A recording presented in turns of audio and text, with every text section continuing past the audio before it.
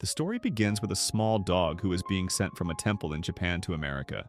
However, when the dog arrived at the airport, the address on its package was accidentally torn. The courier did not notice and brought the dog to his office instead. Sadly, near the station area, the little dog fell and became lost. Confused and wandering with no direction, the dog was eventually found by a man named Parker. Parker was clearly someone who cared deeply about animals. Hey, buddy. Someone must be looking for you. He tried to leave the dog with the station master, Carl, but Carl refused and did not want the trouble. He even said the dog would be sent to a shelter the next day. Hearing this, Parker felt sorry for the dog and had no choice but to take it home for the night while waiting for someone to claim it. When he arrived home, Parker rushed inside because his wife, Kate, did not like pets. He quickly hid the dog in his study before greeting her. While they were spending time together, Kate suddenly heard strange noises coming from downstairs. It turned out the little dog was wandering around, curious about its surroundings. The dog eventually made its way into Kate's room and started licking her leg. She was shocked and upset, but Parker finally explained everything and admitted that he could not leave the dog abandoned. Once Kate calmed down, Parker moved the dog to the storage room. The next day, the dog met another family member, Andy. Unlike Kate, Andy immediately showed affection and even suggested keeping the dog. However, Kate still disagreed and insisted they should put up flyers to find the owner. One day, before going to work, Parker tried to take the dog to a shelter. Unfortunately, the staff there said they were already full. With no other option, Parker went to visit his friend who owned a bookstore. At first, she agreed to help, but the dog ended up clashing with her cat. Running out of time, Parker went to the station to head to work and asked Carl again if anyone had come looking for the dog. No one had. With no other choice, Parker brought the dog with him to work. And without realizing it, a simple act of kindness was about to change two lives forever. This is Hachi, a dog's tale. Hachi, a dog's tale based on a true story. While Parker was teaching, the dog suddenly caused trouble on stage. Its innocent and playful behavior distracted the students. After class, Parker spoke with his friend Ken, who was Japanese. From him, Parker learned that the dog came from Japan and was a rare breed. He also read the Japanese writing on the collar, which said Hachi, meaning 8, a symbol of good fortune. Central Japan. Hachi. What?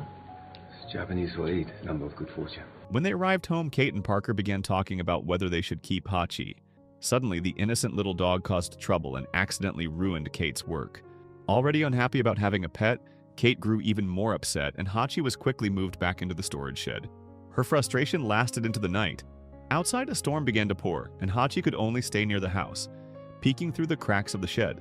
It almost felt like he was hoping to be forgiven and allowed back inside. After their argument ended, Parker realized how bad the weather had become. He went outside and brought Hachi back into the house. From that moment, their bond grew stronger, especially as Parker began researching Akita dogs online. He slowly learned that this breed was known for its deep loyalty to its owner. Later that night, they sat together until Parker eventually fell asleep. When Kate noticed he was not in bed, she went downstairs and saw him resting beside Hachi. Watching their closeness softened her heart little by little. From that day on, Hachi's behavior became even more lovable. The next morning, Parker tried to teach him how to play fetch. But Hachi did not understand at all. Instead, Parker ended up acting like the dog himself, picking up the ball with his mouth just to make Hachi happy. From the kitchen, Kate and Andy quietly watched as the bond between them grew stronger. Not long after, the phone rang, and Kate answered it. Someone was willing to take Hachi in. At first, she agreed, but after seeing her family laughing and playing happily with Hachi, her heart changed, and she decided not to give him away. Time passed, and Hachi grew bigger while becoming even more attached to Parker. Even so, he still acted like a playful puppy. Whenever Parker left for work, Hachi would stubbornly dig through the ground just to follow him to the station. At the station, Parker had a daily routine of buying coffee from a vendor named Jazz before boarding the train. But whenever he noticed Hachi nearby, he would return and tell him to go home. From that moment on, Hachi began pretending to listen, only to follow Parker again once he turned away. It left Parker feeling both overwhelmed and deeply touched, realizing how much Hachi refused to be apart from him. In the end, Parker gave in and decided not to go to work that day, choosing instead to go home together with Hachi. When they arrived home, Kate stayed with Hachi while Parker returned to the station. At first, Hachi obeyed, but as time passed, he began to feel lonely. By the afternoon, he decided to head to the station to look for Parker. Since it was not yet 5 o'clock, the usual time Parker returned, Hachi waited patiently in front of the exit. Before long, Parker appeared, and Hachi immediately ran toward him. Hey, Hachi! Parker often shared stories with his friend Ken, including how Hachi never liked playing fetch. It turned out that Akita dogs were not like most others. They were not playful by nature, but deeply loyal to their owners. Parker slowly realized that Hachi never wanted to be far from him. One morning, as Parker prepared to go to work, Hachi looked at him with pleading eyes, clearly asking to come along. Unable to refuse, Parker allowed it. When they reached the station, Hachi was told to go home. This time, he listened and actually did. Later that afternoon, right at 5 o'clock, Hachi was already standing at the station entrance, waiting for Parker to return. From that day on, every time Parker left and every time he came home, Hachi was always there. Even the cold of winter could not stop him from waiting. His loyalty became so well known that anyone who knew Parker also knew Hachi, the dog who never failed to greet him each day. Their bond was even seen during Parker's daughter's wedding, where Hachi was included in the family photo. But one day, something felt different. When Parker arrived at the station, Hachi was not there waiting as usual. Worried, he searched everywhere and even went to Kate's workplace, but she had not seen him either. Later, when Parker returned home, he found Hachi in a panic. A skunk had blocked the doorway of the shed, trapping him inside. Since skunks could spray when threatened, Parker carefully tried to scare it away using a piece of cardboard. Even so, they still ended up getting sprayed. Come on, get up.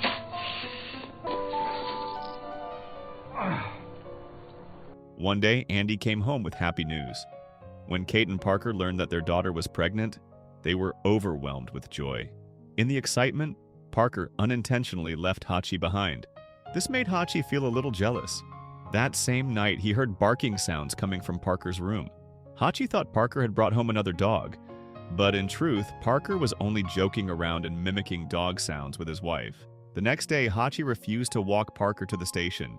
It was as if he wanted Parker to understand that he was still hurt from what happened the day before. But Parker did not notice and left as usual. Come on now. What's wrong with you? Come on. What is with you? Come here now. You got a problem? All right now? Okay. Come on. Come on. I gotta go. Love you, honey. Love you too. See you tonight. Then something unexpected happened. When Parker arrived at the station, Hachi suddenly appeared holding a ball in his mouth. Everyone knew that Akita dogs did not enjoy playing fetch, but Hachi did it anyway, simply because he did not want to lose his owner's affection. For the first time, Hachi barked as Parker prepared to leave. It was as if he was trying to stop him, asking him to stay and play. But Parker still had to go to work, and once again, Hachi was left behind. Just like any other day, Parker taught his students at the campus. But near the end of his class, he suddenly felt weak. Not long after, Parker passed away from a heart attack. At the same time, Hachi was still waiting faithfully at the station. As always, the doors opened at 5 in the afternoon, but that day, Parker never came out. Hachi waited patiently, growing more anxious as time passed, yet he refused to leave. Close to 10 that night, Andy's husband finally called Hachi and brought him home from the corner near the station. Inside the house, the sound of crying filled the air as Kate and Andy mourned together. Hachi, however, did not understand what they were grieving. The next day, Kate came to see Hachi. Tears filled her eyes as she tried to explain that Parker would never return. Still, Hachi could not understand what she meant. Soon after, Kate left with her family to attend Parker's funeral. Just like every other day, Hachi returned to the station and waited. He still believed that Parker would come back for him.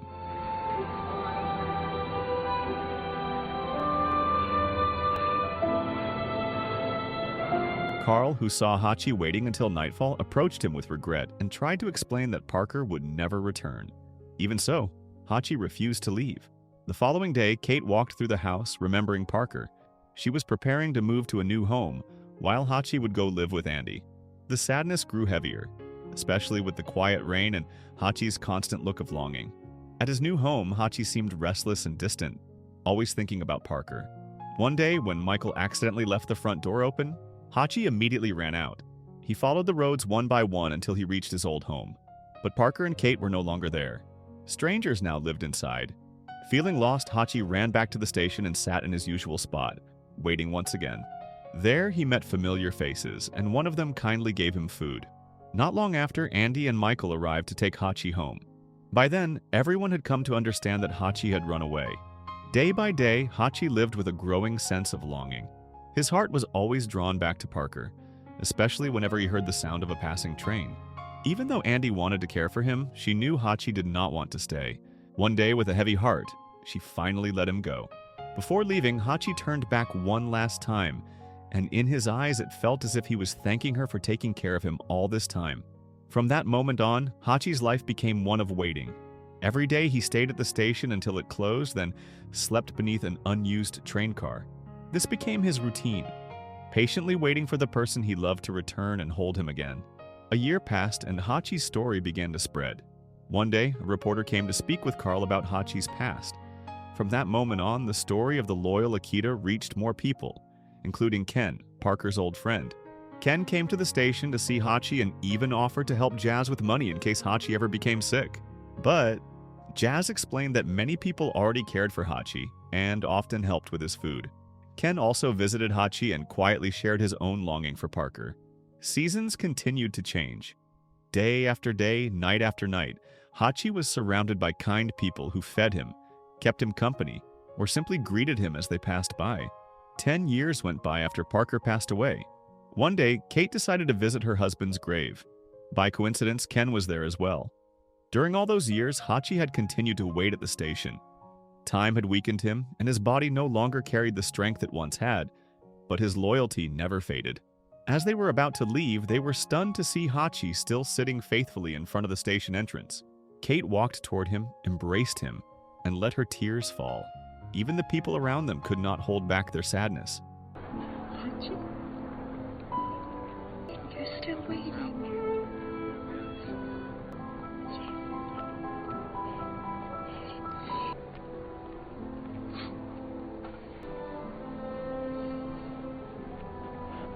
That night, Kate visited Andy's home and shared the story of how Parker and Hachi first met with her grandson.